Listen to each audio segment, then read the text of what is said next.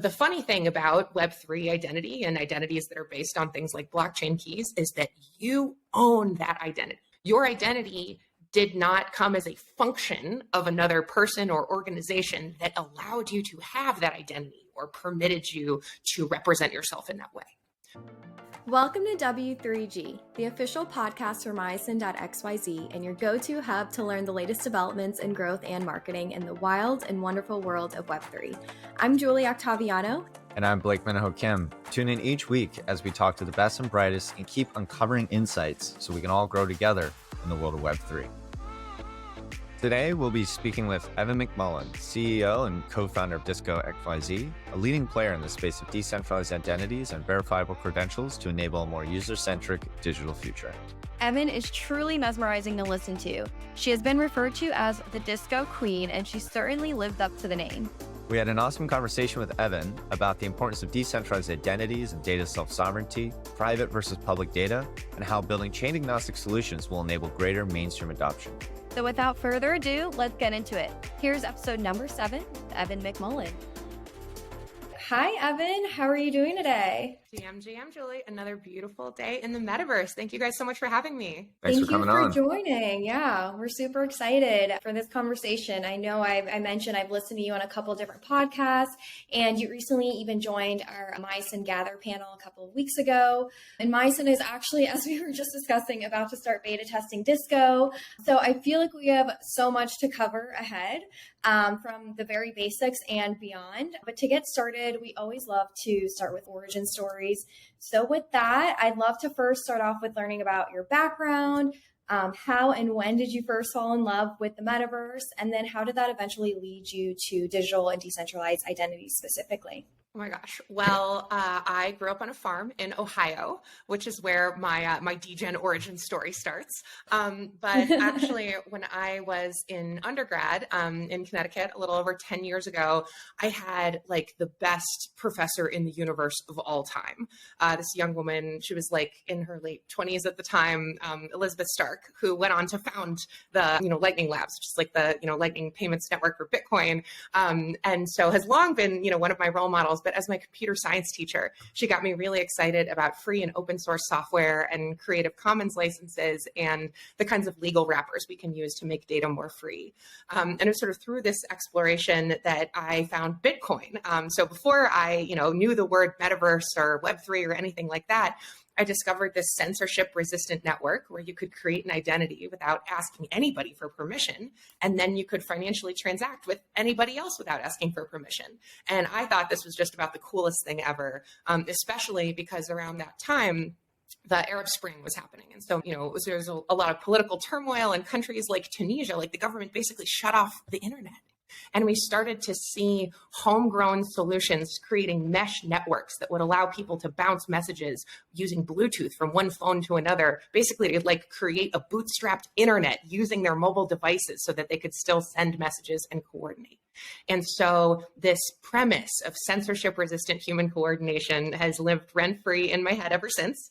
And, my career's wound through a variety of human-centered design practices, from content like music videos to helping to launch IBM Watson. I worked on early home hardware like connected toothbrushes and mirrors, autonomous vehicle design, and I did a stint at Berkshire Hathaway working on direct-to-small business offerings with another one of my computer science professors. And then, could withstand the siren song of crypto no longer, because about at that point, I had learned about smart contracts. I was spending my nights and weekends reading white papers and lurking at hackathons in Bushwick. And then I joined Consensus, which is a large Ethereum-based venture studio where I worked for a little over 4 years and had the opportunity to meet a lot of really incredible folks. And when I took a step back earlier last year and thought, what does Web3 need right now? Mm-hmm. What would we build if we could build anything? And it took me back to when I first discovered Bitcoin, when I was writing my thesis in undergrad on identity in digital spaces. I was really fascinated by and studied the way that we show up differently in different and digital environments, how we decide which parts of ourselves to share on Twitter versus Facebook versus chat roulette versus World of Warcraft. And I continue to see that opportunity in Web3 to express our full selves in a way that we cannot using our current tools because on-chain attestations, on-chain data, and tokens are really best for public financial data, or data that doesn't need to change, data that's appropriate for everyone on Earth and in space with an internet connection to know. And so for data that describes us as human beings, we don't need that amount of persistence. We don't need that level of publicity. We don't need to put everyone on Earth on blast for our gym playlist. It's important for us to have control and consent over the information that describes us. And that control means our ability to bring it with us from one place to another. And in Web 2 today, the experience is that we go into an app, we hang out there, we make some awesome data, and then we leave it for them to sell or use or throw away or do whatever they want with. But we can't reuse the data that we create, which is why Americans spend 11.5 billion hours a year filling out forms. And, I'm sure anybody who's ever been to a crypto conference probably spends most of their week responding to party RSVPs. And so we're really excited about a future at Disco where you can really be the multifaceted center of the party that you are, just like a disco ball, and you can reflect your data and your identity to the world however you decide. One powerful integration. I know. Actually, it's pretty funny. We have a few friends who are working over in the Partyful universe. And so we're really excited about how teams like Partyful and Shopify and others have allowed for token-based access control to RSVPs, e-commerce, and things like that, which is why we have built out integrations with Shopify and others to allow for credential-based access control. So now everywhere you can use a token to unlock access, you can also be able to use your reputation. So today you can use your data backpack full of pieces of information that describe you from yourself, your friends, your communities, and you can use that to access discounts on Shopify, collaboration tools on Google, GitHub repositories, chat channels on Telegram and Discord, and even smart contracts for permissioned NFT minting or DeFi pools. And so it's really exciting because now we have a new primitive in Web3. We had wallet addresses and fungible tokens and non-fungible tokens, and now we also have credentials. It's amazing. There are endless use cases for this, and I know you're alluding, or you kind of said data backpack, and I definitely want to dig into all of that, DIDs, VCs, data backpacks, everything Disco is working on and who they're working with. But as I mentioned, I want to start with the basics, especially for some of our more Web 2 users. So just backtracking before we get into that really exciting stuff, I would love to kind of just cover the most basic definition of identity. I know that has probably evolved since things like the 7 laws of identity, but I would love to understand what is the most appropriate version of the definition of identity? How do you guys see it? And as I mentioned, how has it evolved from the early days of the internet, or maybe our original physical identity, to this new digital age, and specifically within Web3 and, when we talk about decentralization and on-chain identity? What components, I guess, would you say are more relevant or less relevant over the years? That is a great question. And the funny thing about identity is that everybody on Earth has one. In fact, you've had an identity since the day you were born, and you are the world's expert in being Julie. No one knows more about being Julie than you do. And so it's funny for us to describe identity with data because it is a native part of our existence.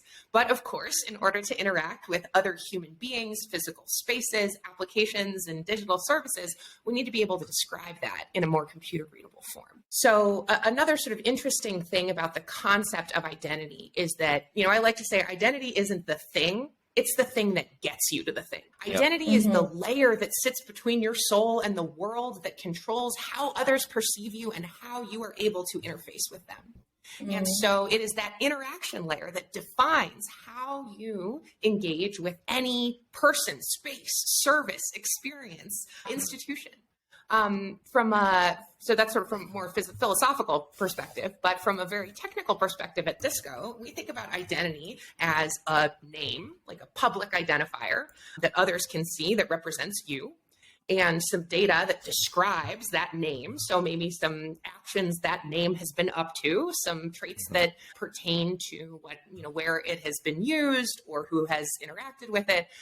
So that data that describes your name, it could be the fact that you live at an address, that mailing address is associated with your government name or the identity that you have on your driver's license. You might also have a favorite color. You might be a member of a community. You might be an employee of a team. All of these pieces of data can describe a name that you use to represent yourself. And we think of identity as your ability to control that name and the data that describes it for your own use.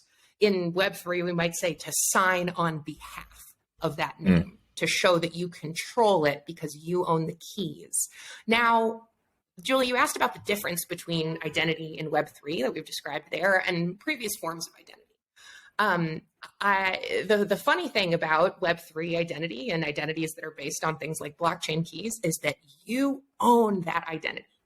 Your identity did not come as a function of another person or organization that allowed you to have that identity or permitted you to represent yourself in that way. Whereas on Twitter, on Instagram, even, the US Postal Service, all these different organizations own public identifiers that they allow you to use or to rent, and you pay with your privacy. You pay with your tax dollars in the case of, the public identifiers of the US Postal Service that are your mailing address. But in the case of Twitter, you pay with your privacy and the contribution of your data to have the privilege of using a handle on their platform. Now, that handle is not owned by you. It is owned by Twitter, which is why folks like our dear former president are able to experience things like deplatforming, where a centralized authority that owns the name that you use, the identity that you use to collect data in their ecosystem, they can decide you're not allowed to have that anymore. And so one of the exciting challenges for content creators such as yourselves is that, in the future of Web3, there might not be the censorship challenge of deplatforming. And so you'll have an opportunity to own your audience and bring them with you to whatever platform you would like, allow them to use the names that belong only to them to express themselves in your space. That's great. That's great. And that leads me to kind of a follow-up, right? Because I think there is this kind of constant, not debate, right? But it's a constant conflict, I guess, like between centralized and decentralized identity. Because I think there are people who would I think we all see the merits, obviously, in us owning our own data and being able to monetize off of it and use it in the ways that we want and port it across. Because I think there are certain situations when there are pros and cons to having some of that centralized in certain situations. So from your perspective, like what are the best use cases, I guess, for decentralized identity versus situations where sometimes it might be better for maybe a central organization to kind of help at least maintain it, right? Because I think there are middle grounds. So I'd love to kind of suss that out a little bit more and dive a bit deeper into that as well. That's a great question. So I think when it comes to decentralization, that word means a lot of things to a lot of people in our community. Sometimes decentralization can mean, is the data stored on metal that is decentralized? So if a bomb goes off in one of the server center warehouses, that the data will persist. Is the data decentralized in that it can be picked up and moved from one place to another, so it's never bound to a single underlying platform where that could disappear? And so an interesting challenge that we have in Web3 is that if we want data to be decentralized, one way that we think of decentralization is putting it on a blockchain. But that data is bound to that blockchain. That means you can't pick it up and move it and take it with you easily to other places. You can't use data that's stored on the Ethereum protocol easily to interact in a Bitcoin interaction, or you can't, easily pick up and move data that is, leveraged in the Tron universe and immediately apply it in Polkadot. And so portability is the key value prop that we see with verifiable credentials and off-chain data and just sort of generally user-owned data. If you can be the physical transport layer for your information from one place to another, and you are the world's expert on being yourself, you're probably going to achieve the best possible personalized experiences if you're basing that experience on data that you bring to the front door, as opposed to rumors that other apps have heard about you, secrets bought and sold about you to try to guess what it is that you're going to like to buy on Instagram. And so at Disco, when we think about decentralization, we think about logically centralizing data around the party it describes, around its subject, the person who owns it, and physically decentralizing the storage of that data wherever it makes sense. So depending on how you're using that data, how frequently, where you take it, it may, be preferable to go somewhere else to sleep at night. So you might want to store it on your mobile device. You might want to store it on a decentralized network like Ceramic. You might want to store it on a centralized network. It might be a little bit faster and a little more performant for certain kinds of enterprise applications. And so that's actually why Disco is rolling out Disco storage as well. So we have a broad variety of the spectrums of data storage that can be suited to different kinds of use cases. But at the end of the day, that data is decentralized because you can pick it up and move it if that provider for storage no longer serves you. And we don't have that benefit. We don't enjoy that agency control and portability when we publish data on an equal opportunity surveillance platform like a blockchain. That makes a lot of sense. Just to be clear, I think one thing I'm hearing also is, is Disco going to be fully multi-chain, right? So you guys are across all the different blockchains, or is Ethereum focused for now and then? What's the game plan and thinking there? So one of the exciting and magical traits of verifiable credentials, these statements, attestations that we can write with our keys, kind of like in your wallet, like a personal notary stamp. So when you write a note, everyone else knows you wrote it. So one of the benefits of these credentials is that they can be read or interpreted, resolved by anyone with an internet connection. So you don't have to have a blockchain key pair in order to tell that I am a member in good standing of Boys Club. Anybody who can drop that JWT token, this little line of code, into Google and can find a JWT resolver that will tell them that Boys Club said Evin McMullen was a member in good standing on this date at this time, and it is intact. Hasn't been modified, hasn't been tampered with. And so what is interesting about these credentials is they can be written by more than 150 different kinds of keys, and they can be read by anyone. Whereas if we think about something like blockchain transaction, they have to be written by someone's keys and need to be interpreted by a node or some other method of relaying that information. And so we think of ourselves not as multi-chain, but as web agnostic. I love that. We are not from Web 2. We are not from Web 3. We are a product for people, and human beings are not bound to underlying protocols. I love that. You guys are above it all, and we need to be. I'm not even being facetious, right? Because at the end of the day, we talk about Web 2, Web 3, but if it's all the internet, right? At the end of the day, it all just needs to become one. So exactly. Well, and we have to abstract these experiences away, because not everybody needs to understand or interact with the protocol. We're having a wonderful conversation right now, and we haven't talked about TCP/IP once. And that's the kind of experience that we deserve with Web3. Just because we get our keys from a blockchain does not mean that's the only place we can use them. And so we, as a community, have a challenge and opportunity together to build things that do stuff for human beings so that we can remove friction and add delight in the places where we already hang out, as opposed to just building Ponzi's, which is great fun for everyone, but has a much smaller set of potential impact than removing the switching costs from one activity to another for everything. Yeah. So on that segues into a question that I was actually going to ask, but I wanted to backtrack a little. When you say you're web agnostic, which I love, out of curiosity, does Disco work with any quote unquote Web 2 traditional companies? Obviously, we know you're working with plenty of DAOs and people within the Web 3 ecosystem, but do you have clients, so to speak, that are seeing the value in Disco, and do you work with them in a specific way that is different than some of your Web 3 clients? Immediately, yes. So Disco is for everybody. We are welcoming and open to partners regardless of where they come from and the level of technical literacy that their communities have. Because at the end of the day, we are a tool for human beings to express themselves, and that is not bound or limited or owned by any chain ecosystem. So in order to serve communities who do not yet manage their own keys, Disco needs to make a few upgrades to our stack.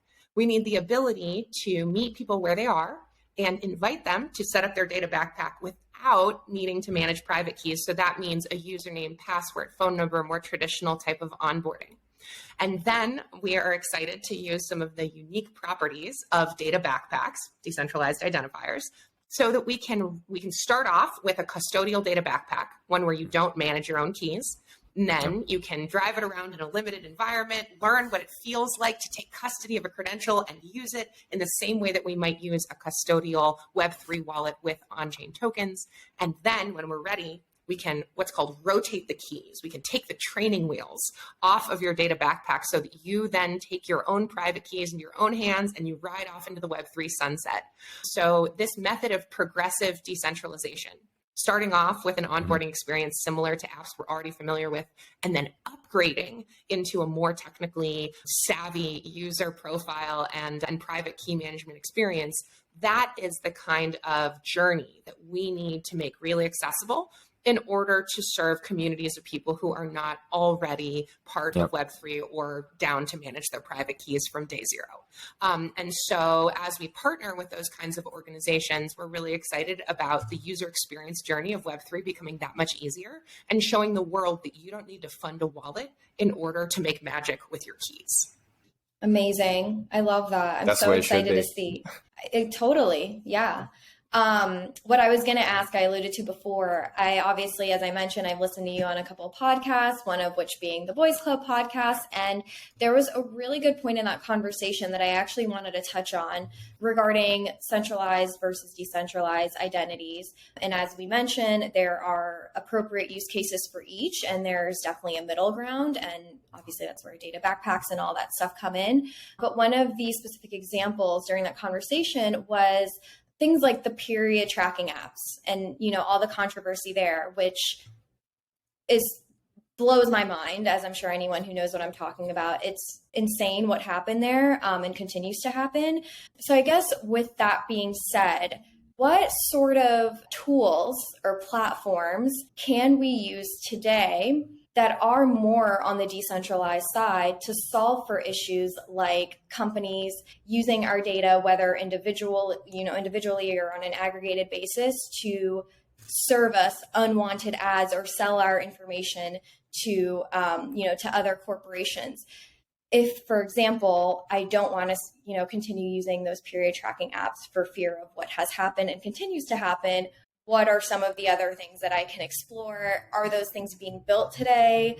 And obviously that's just one example, but basically what is the immediate solution as we are still in this kind of like building phase of decentralization in Web3, and there aren't always alternatives to the current, Web2 version of these tools? So Julie, I think you're highlighting a really important call to arms.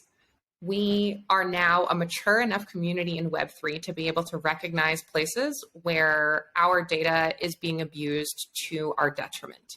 The example that you raised earlier with like reproductive health tracking apps, I talked about this on the Boys Club podcast. I think it was 2016, 2017. There were a number of reproductive health tracking apps that were selling women's menstrual data to advertisers. And it turns out that at different points in a woman's menstrual cycle, they're more and less likely to make purchases. And so using this data to influence women's purchase behavior without their informed consent led to a number of class action lawsuits that were settled, although not sufficiently because these behaviors have begun to start again. But now it's a little bit scarier because with the evolution of reproductive health laws in the United States, now your search history, your chat history, your social media interactions can be used to prosecute you if you fail to deliver a baby to term and you were expected to. And so it is through the investigation of reproductive health resources and access to these services that has, for example, landed a teenager in Nebraska having the police seize her computer to look at her search history because she was seeking reproductive health support. And so in conclusion, how can we search safely, care for our bodies, and seek information about them in a way that's not going to end us in the business end of law enforcement, right? The autonomy of our own bodies is part of the autonomy of our identity.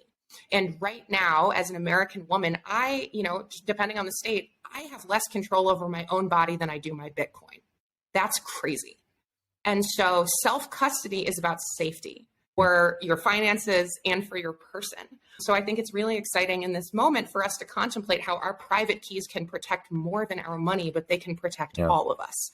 You can own more than the contents of your wallet. You can own your whole self. And so to your question about who's building these tools, we're really lucky that there are a lot of builders who are very excited about these white spaces and building more autonomous capabilities, but we always need more. And so one of the interesting things here is that with the need for more applications and services, we are welcoming a more and more diverse group of builders into Web3. As we move up the stack from the protocol to the person, we need design, we need product management, we need product ownership, we need business and partnerships, ecosystem development and operations. And so this diversity of perspectives, moving, from just core developers out to a broad variety of inputs, will allow us to build that army of creators to answer this call and allow us to use our keys for all that they can do, not just, OpenSea collection management and group chat with a big account. Don't forget marketers. Yes, also that, yes, we need all of the marketers to translate. And so, it's time for a call to arms with content. I think a lot of people don't even realize that you can do these things with your keys, that you can own and control data that isn't on a blockchain, that you can, for example, manage information about your health in a way that is owned and controlled only by you. I think that the biggest missing piece to an everyday person, I guess you could say, is like, as I mentioned, I am all for using the alternative, using Tor, using Brave, using whatever alternative app or way of tracking my reproductive health is available that isn't selling my data. And I think, Evin, you've said this a couple of times, is like, we need things that actually do things for people, right? That's what will be successful. So I think as we're thinking about the evils of some of these traditional tools and figuring out how to build them in a more decentralized or safe way, we also need to take into account not sacrificing the utility, making it work just as well, if not better, but doing it in, a way that puts the ownership and the power and the control back into the person and not the third party corporation or whatever it may be. You're totally right. Right now, using a pencil and paper would probably be the safest and simplest method of keeping track of that simple health information, because, to your point, technical complexity is going to prohibit most people from using the degen tools that we like to with our keys. And so that's why at Disco, we see our moat as design. We need to be as friendly as, if not friendlier, than the applications where people already hang out. We need to provide more opportunities for simplicity, not demand more technical literacy and have an even harder to use interface. No offense, Curve Finance, we love you guys. But making sure that we can meet people where they are with experiences that call upon the trust cues they already know. This phrase skeuomorphic design is something that Apple did really well by creating icons that represent physical objects. So we know what the buttons do on the phone. We need to, mirror that kind of behavior in Web3 so that we can, make this stuff easier to use. It is the exciting promise of, self-sovereignty and independence and capability that we have, but most people are not willing to manage keys when there is not a significant financial incentive for doing so. And in fact, this is why in the 1970s, when cryptography became declassified from the US government and was allowed to be accessible to the average person, this is why things like PGP, pretty good privacy keys, these early public-private key pairs didn't become popular. People would lose their private keys all the time because there wasn't a financial or significant incentive for them to safely maintain those keys. The messages they were receiving to their PGP key may or may not be, imperative for their life. And certainly in Web3, what we started to see, especially with the first DeFi summer, was that folks got pretty good at managing their keys because there was money on the line. So now that we as an ecosystem have received that incentive, we have learned how to use ledgers, we have written down our seed phrases on metal plates, and now we need something to do with those keys. So building on top of that, right, what I'd love to dig into this whole conversation around health data and how it's being monetized and all these different, I think it leads me down a path of thinking through all these different decentralized identity providers, right? And the builders and all these people in the ecosystem. What I'm curious about is, I mean, if we dig into health data, for example, very specifically, I used to be in consumer health and you know, with HIPAA and all the EHR providers, right? Electronic health records for our listeners. There is a monopoly, right? With like basically 3 players, Epic, and I forget who the other 2 are. So I guess this is kind of a bigger, broader question, but then maybe more specific around healthcare. Like, how do you see it playing out with, you know, Disco, to my understanding, isn't dealing with health data today, but then if and when you were to move into health data, how do you think you would approach that? Or how do you see others approaching it? Because I think it's a very interesting space of, as we see more DID providers pop up and everyone's trying to create their own version of that data backpack, I think it's a question of, do people start to verticalize a bit more? Do they kind of spread it all across the different verticals? And how does that evolve? So this is kind of like where are we all headed, I guess? And then when it comes to health specifically, how I think there's like, we can build the technology, but until the industries adopt it and you take the existing stakeholders and you give them a reason to participate, it may be hard to actually create that world we want to, just because of the systems that already exist, right? So I'm curious to hear your thoughts there. So in the health data space, if we were starting off from scratch today, no one had ever had their health documented before, ever. I would suggest that we should probably all look at what Apple is doing with verifiable credential-based health records. So Apple has basically created a proprietary system of using these open credentials that can be portable from one place to another to have basically an Apple Health data backpack. Fortunately, because they are building on open standards, such a backpack could easily be linked to your Disco data backpack. We see the ability to use verifiable credentials and decentralized identifiers as a network effect, where instead of competing against other providers, we will simply be able to combine that data so that an individual can have as much information about themselves as is useful or relevant to their experience. You know, Blake, you were talking earlier about Epic, one of the electronic medical record providers in the United States. You know, a fun fact that I learned about Epic a few years ago is that it is about $200,000 per line of code for a custom implementation for a hospital. And those implementations can be tens of thousands of lines of code. And so the cost of implementing one of these systems is pretty bonkers. But then the switching costs of moving away from that system can be orders of magnitude more. So when I, you know, sort of started off this little comment, I noted that if we were starting from scratch, I would suggest that we use verifiable credentials. And of course, I still think that there's the superior method of documenting information about human beings and health that should be permissioned and shareable to relevant parties. But the switching cost of moving out of a massive multi-million-dollar data system that was not intended to allow an iota of data to escape. The point of software like Epic is that you get trapped in their system and then you are stuck there forever. And so I think that electronic medical records and sort of health data in the United States is a few years behind the evolution of getting unstuck that we're seeing, you know, data and centralized apps have in place. Maybe a few decades. Probably a little bit longer there. However, nice thing is that your health is an active verb. It is not something that happens only in a doctor's office. It is an everyday, ongoing experience of being alive.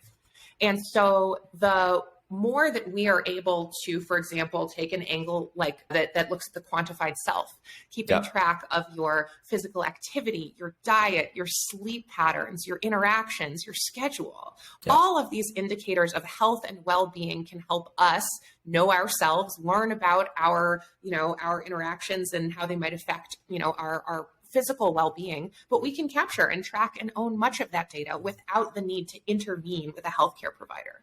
And so if we think about health as a 24/7 experience where 4 or 5 times a year there's an intervention with a professional, most of your health data is up for grabs in a way that you can own and control it. And so I think that is where we start. We begin by owning and controlling and using data that is meaningful to us, and then we can extend, you know, the gravity of that data to incorporate more and more important and consequential kinds of information. Further, I think of owning your own data kind of like driving a car. So, when you're a little kid in the United States, you go to safety school. I know I learned how to cross the street, as a preschool kid. And then when you're older, you go to driving classes, and then you have a driving teacher, or maybe a parent or guardian will help you practice on the road. And then you take a driving test. And then if you want to, drive a big truck, you've got to take another test there too.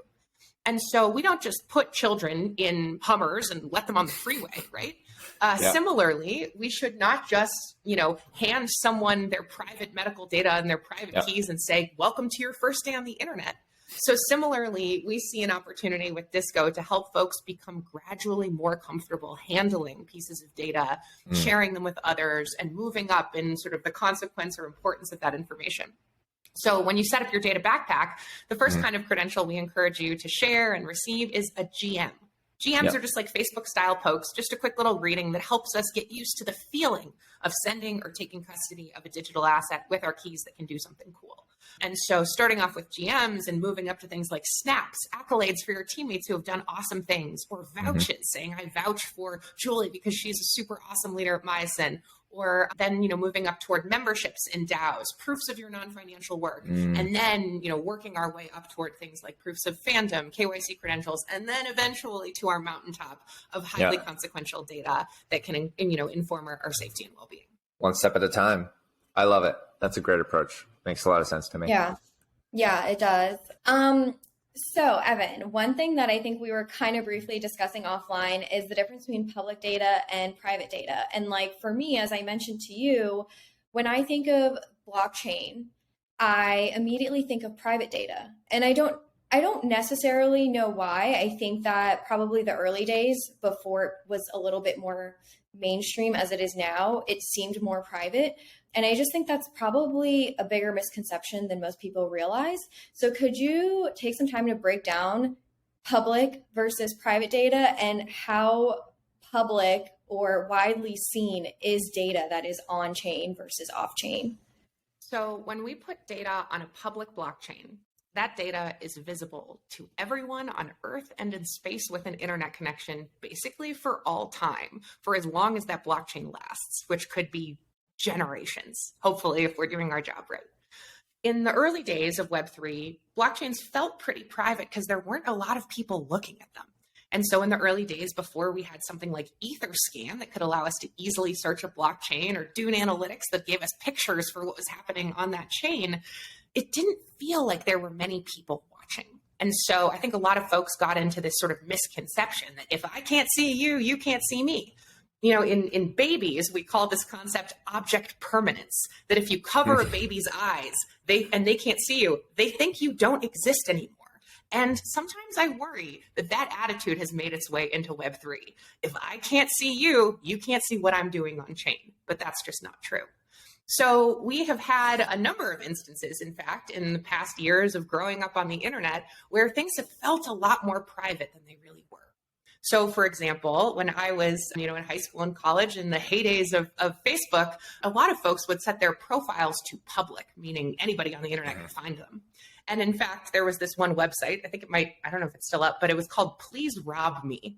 And it was an interactive map that would post the statuses from Facebook and Twitter where people had tagged their home address and said the dates, and posted the dates they were going out of town for a holiday. Oh my God. I didn't hear about this. That's wild. Wow. So, it's funny when you think about that, because a few years later, when I started working on Web3 projects, I learned about some initiatives that were like Decentralized Airbnb, where you could just put your home address on chain and the dates when you'd be out of town and you could rent your home. And so we have made a version of Please Rob Me that is public and permanent for all time. So anyway, obviously, hopefully, none of these, none of this unduly disclosed information was hopefully, used to harm anybody. But at Disco, we believe in the principle of minimum disclosure. Your data should be on a need to know basis for only the people who need to use it to benefit you for the interactions that you require. And it should not be shared with anybody else, because otherwise that's an overshare. You're giving out valuable information about yourself for free, for no reward, and no benefit. and no consent. When you publish data on a blockchain, you give up the ability to decide who may interact with the data that you've put there. And even though you might encrypt it, then you're creating different kinds of risk surfaces. How is that encryption implemented? Who has the decryption keys? Encryption is a time-based privacy method. What happens in 15 years? We're not really sure yet. And so for our purposes, we think that if your data doesn't need to be accessible to everyone on Earth and in space for all time, a public blockchain is not a great place to store it. And, furthermore, if Ethereum is not the only API upon which humanity relies, it doesn't make a lot of sense to stick data there because it's very difficult to use it in other places as well. So interesting. Such a huge misconception. I'm glad that you touched on that. Moving, because I know we're getting close to the end here, so I'm being mindful of all of our times, and we're gonna have rapid fire questions, as I'm sure you saw in the questionnaire we sent over. The one thing I do want to touch on before we get to that, again, going back to the basics for all of our listeners who are just now dabbling their toes in Web3 or identities and the difference between centralized versus decentralized, private versus public, all that good stuff that we discussed. I wanted to take it back to the terms of DIDs and VCs, which I think have been thrown around during this conversation. Could you define what those mean? Because those are terms that are more commonly every day being used across all of these different organizations. So I guess, could you just define what DIDs and VCs are, and again, how that plays into the data backpacks and everything that you're building over at Disco? Yeah, for sure. So when we think about the dawn of the internet, the very earliest days where we had intranets that were, separate standalone little silos, kind of like their own blockchains. We wanted those intranets to talk to each other so we could have one big internet where everyone is able to communicate. The protocols and rules for how to connect those different networks so everyone could talk to each other were defined by a group called the World Wide Web Consortium, led by this dude, Tim Berners-Lee, who's kind of known as the godfather of the internet. Now, fortunately for us, the World Wide Web Consortium is still working hard to help different networks that can't talk to each other communicate more easily, and Tim Berners-Lee is still at the helm. So last year, actually the past few years, we have received these gifts from on high. Just like we got TCP/IP back in the day, we now have decentralized identifiers. So DIDs are a way for us to take our existing public addresses, our Ethereum address, our Bitcoin address, our Tron address, our PGP key, our website, all kinds of different addresses, and we can retrofit them so they can talk to each other. So it's kind of like adding a little bit on the front so that they can all communicate with each other. Now they can all send messages between each other. From a technical perspective, what a DID method is you take an existing public address, like your Ethereum address, you add a few characters to the front of that address, depending on the method, and then you get another set of signing keys that allows you to own and control what are called verifiable credentials, which we'll get to in a minute. But basically, it creates a data backpack so that you can take custody of stuff with your keys that you receive from keys that are different than yours. So it allows your Ethereum address to take custody of things that are sent to it by a Bitcoin address or an email address. And everyone can be on the same page, passing these notes between each other at the speed of an API. So you're not worrying about bridges or network latency or anything like that. So a verifiable credential, the signed notes that you can now pass between different kinds of addresses, these are statements written by one party about another party or about itself. These statements are kind of like a diploma. So once it's written about you, it's always going to be written about you. It's signed by the keys of the person who said it. So it's encrypted. And it's tamper-proof, so you can tell if someone's tried to modify the data in any way. So in that manner, it is tamper-evident and non-transferable. But because it is off-chain and it's just a file, like a PDF, there can be some special properties that you add to a verifiable credential. So it can have a date of expiry. So this credential could be valid for only a certain period of time and then expire. And you can also revoke that credential. So if you've been, for example, issued a credential of employment from your employer, you no longer work there, they can revoke that credential and you no longer are able to use it, for example, to access their GitHub repositories or merch store or chat channels. So verifiable credentials are kind of like off-chain NFTs because they're little containers of data that you can use to access different kinds of things when you present them with your keys. In the same way that you can use an NFT to access a Discord channel, you can use a credential to access a Discord channel. In the same way that you can use tokens to access a Shopify store or discounts, you can use credentials to access a Shopify store or discounts. You can also use credentials to access Google collaboration tools, Telegram channels, Discord roles, all kinds of things, including on-chain logic. You can have an NFT mint where you have to have certain kinds of credentials in your data backpack off-chain in order to interact with that logic. So the nice thing about these verifiable credentials is that although they describe your public address, although you can carry them around everywhere you connect your wallet, they are private by default. So when you receive a credential that someone else sends to you, whether that's a proof of membership, a proof of being a guest on this podcast, a proof of being in the Myosin community, you first have to choose that you want to make that data public to represent you before anyone else sees that it is tied to you. So this is very different than an on-chain token, where if I sent Julie an NFT, Blake could look on-chain and see that that NFT's token ID was mapped to her public key. And he couldn't tell whether she bought it, stole it, it was airdropped to her, gifted to her, unless he has some additional context. So for example, if this token that I've sent to Julie was something that she didn't like, that she didn't want, she would have no awareness that it was being associated with her until she checked to make sure, or to see this new asset in her wallet to see that it was being publicly associated with her. And if Julie didn't like that NFT and she wanted to get rid of it, she would have to pay money on chain to get rid of this asset that she doesn't want associated with her. And if I was a real bully, I could send Julie 1 billion unwanted NFTs, and then I could drain her wallet with the cost of having to move them, or she would have to abandon her hard-won on-chain transaction history and move all of her assets to a new wallet to begin again. And so verifiable credentials introduce consent into Web3.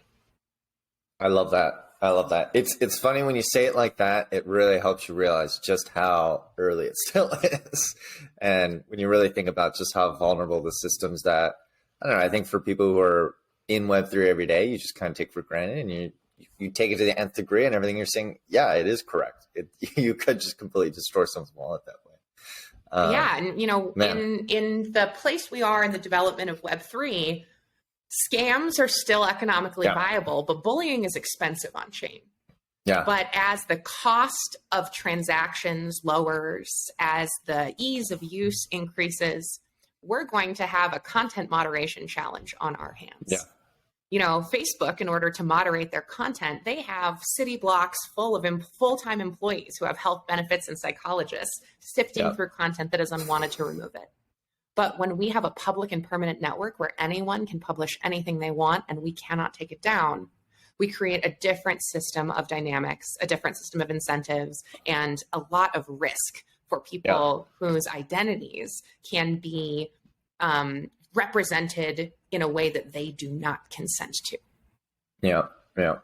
I love this idea, introducing consent into, that's the next level. And it makes a lot of sense. Consent is sexy. Consent is sexy. The ability to have agency is the crux of Web3. We cannot bank the unbanked unless we know who sits behind each set of keys. And so the promise of the metaverse that brought me here has still not been realized. It's early, but that's why you're here. That's why we're here. We're all building it together. So we'll get there. I think with that, I'd love to jump into rapid fire questions and just take it away there. So you got it. Pretty straightforward. Ask you some questions off the top of your head. What are you thinking? And let's just go for it. So I think number one, Web3 projects outside of Disco that you're most bullish on. So one that I really love that I think is amazing is SheFi. It's led by my former colleague and great friend, Maggie Love. And I think it is the absolute best place for diverse communities to find the welcome mat to Web3, learn to utilize these tools, feel confident in building new skills, and find a pretty incredible community along the way as well. Love that. Biggest professional learning from last year? Ooh, my biggest professional learning from the last year is that unit economics matter. That the size of a big fancy investment round from a big fancy company can yield a lot of users when you pay them to get on board. But at the end of the day, if you're not solving problems for people and generating value with the core capabilities of your offering, you're going to have a bad time. Fair enough. Yeah. We won't Definitely. but yeah, that makes Yeah, sense. so Yeah. I appreciate and I'm grateful for the opportunity to learn from our ecosystem. Yeah, I love it. Yes. Fair play, fair play. Okay, if you had $1 million, let's say USD or USDC, what would you go build in Web3 today? Again, anything aside from anything you're currently working on, Disco, Boys Club, all that stuff. Anything aside from that. Okay, outside of that, if I had $1 million in Web3 to build something, I would build a zero knowledge dating app. I think that discoverability becomes a significant challenge when we push things to the edges. And as we become atomic units, individual beings unto ourselves, holding our self-sovereign keys, we make it harder to find one another. Whether that's for romantic pairings or joining a new DAO, finding a new job, or finding a place to live. And so discoverability can be significantly improved if we all are carrying around really specific high quality data about ourselves. But we also don't want to be data exhibitionists and go off showing all of our stuff to everybody. So instead, I think there's a really exciting opportunity to compute upon a subset of our data and to learn about its compatibility or fitness or preferences with a subset of someone else's data. So whether that's for finding co-founders or for finding a boyfriend, I think there's a significant opportunity here in Web3 to build that. Are we able to put our psychological state as part of data backpacks? I'm thinking like when you're on dating apps and you want to weed out any weirdos or and that maybe a little disturbed. It's funny that you mentioned that. So the nice thing about verifiable credentials is that they're just containers. Like an NFT, they take no opinion about the data inside of them. Same with like a JPEG or a PDF. You can put any data inside of that file container that you would like. And so, for example, there are a lot of mental health apps that ask you every day, how are you feeling? Describe your mental state, pick the icon. So there's no reason that kind of interface and interaction couldn't be encapsulated as a credential, stashed in your data backpack and carried wherever you'd like to take it. Yep. My profile would be no pessimist. And then I think that would be something that I could weed out. All right. Up only. Julie is available for all of those optimists. Well, I'm engaged, but if I weren't. But for discoverability of human beings in general, we also have to have a very optimistic crew. Exactly. Friendships. It's like Bumble Biff, but zero knowledge. No, seriously. Well, and sharing this, owning the same kind of money doesn't necessarily make you a good squad. Doesn't necessarily mean they're people you want to hang out with or that you're going to have a wonderful adventure with. And so if we want to, play more interesting coordination games, we need to know more about one another. Agreed. Yeah. 100%. Amazing. 100%. Okay, last one. What are your craziest predictions in Web3 for end of year this year, 2023? My crazy prediction is that we will adopt and embrace credentials in all of the places that we use tokens, that we will start to see open editions of credentials where you can go and claim traits or request capabilities in the same ways that we can NFTs and on-chain assets.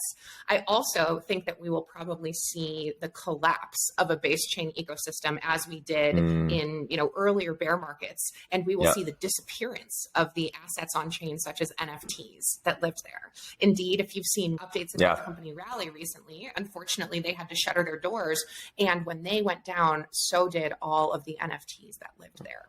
I'm not sure what's happening with the hundreds of thousands of Coachella brand NFTs that were published or that were stored on FTX. But my crazy guess for later this year is that we might see another one of these instances, and we will yet again realize that binding data to a blockchain does not necessarily make it safe. It's expensive. Insane. Maintaining a blockchain is not easy. So spinning up a private thing, you better be committed to the long term to maintaining that thing.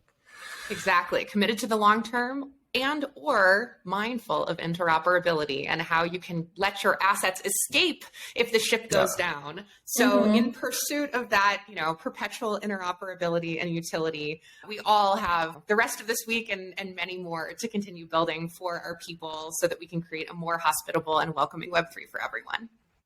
Let's do it. I couldn't think of a better line to end on. One last thing before we wrap it up, would love for you to show yourself. Please let all of our listeners and watchers, viewers know where they can find you, Disco, anything else you're working on. Share away. Awesome. Thank you so much. Well, you can always tell us your metaverse dreams at Disco.xyz. If you would like to join the Disco private beta, you can also follow us on Twitter. Check out our pinned tweet at Disco.xyz. You can always find me on Twitter at Proven Authority. And we are so excited to see all of the things that you'll put in your data backpacks. The DJ takes requests. And so if your community is ready to get on board with membership credentials, let us know. And also Alpha Leak. If you set up your data backpack, you collect 10 GM credentials from other Disconauts, and you visit swag.disco.xyz, you can go shopping for Disco merch and buy it with your reputation. But otherwise, it is offensively expensive for everybody else. I'm excited. Wow. Amazing. Great. Well, I think that wraps up the episode. Thank you so much, Evin, for coming on. This has been amazing, so educational. Really love all the analogies and the breakdowns that you provided. I feel like you took a very complex concept or concepts and you have broken it down to layman's terms and really shown users how important all of this stuff is and the impacts that it can have on our everyday life. So thank you again for all of that. Well, thank you guys so much for having me, and I will see you in the metaverse. See you there. Bye. We hope you enjoyed this episode of W3G. If you'd like to learn more about Web3 marketing, please visit myosin.xyz to get started. And of course, if you're a fan of the show, please be sure to show us your support by subscribing and leaving us a review on Apple Podcasts, Spotify, or whatever platform you're using to tune in. Thank you so much for listening, and we'll see you next time.